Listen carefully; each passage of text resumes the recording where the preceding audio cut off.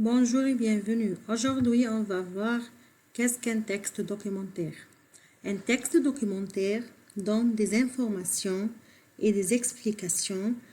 Il ne raconte pas une histoire avec des personnages. Comme par exemple un texte qui parle de la vie des loups. Qu'est-ce qu'ils mangent, comment ils vivent le loup et n'importe quel autre animal. Un texte historique qui explique comment vivaient nos ancêtres. De quoi est-il constitué? Premièrement, le titre. Avant ce texte, on trouve normalement un titre qui annonce le sujet et qui dit de quoi on va parler. Deuxièmement, les paragraphes. Ils sont découpés en parties, appelés des paragraphes, une série de phrases. Ils sont séparés les uns des autres par une ligne vide. Généralement, chaque paragraphe ne parle que d'une seule idée principale à la fois. Le découpage en paragraphes permet de suivre plus facilement les explications. Troisièmement, les mots-clés. Quelquefois, on peut voir des mots en gras écrits plus gros que les autres. Ce sont les mots plus importants, appelés aussi les mots-clés.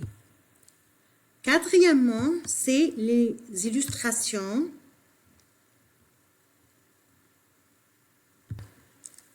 Souvent, il y a des illustrations, des dessins, schémas, photos ou d'autres informations telles que des tableaux, des chiffres, des graphiques enrichissent les textes documentaires et ils améliorent la compréhension. On va voir maintenant un exemple. Ça, c'est un texte documentaire qui parle de la vie du panda.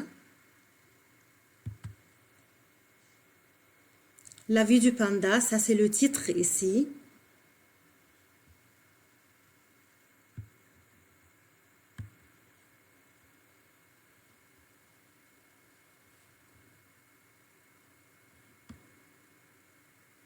En outre, il y a deux paragraphes ici et ils sont séparés par une ligne vide.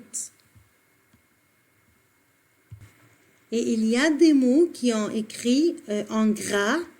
Ça, ce sont les mots-clés. Et à la fin, c'est l'illustration.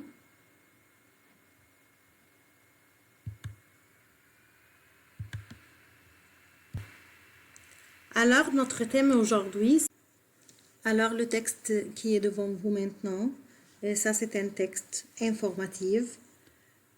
Il donne des informations sur le barrage d'Aswan.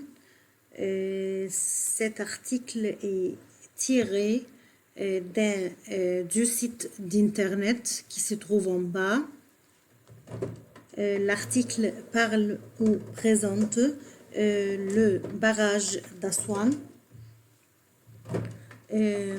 qui a pour titre ici, ça c'est le barrage d'Aswan et il se compose de 4 ou 5 paragraphes séparés.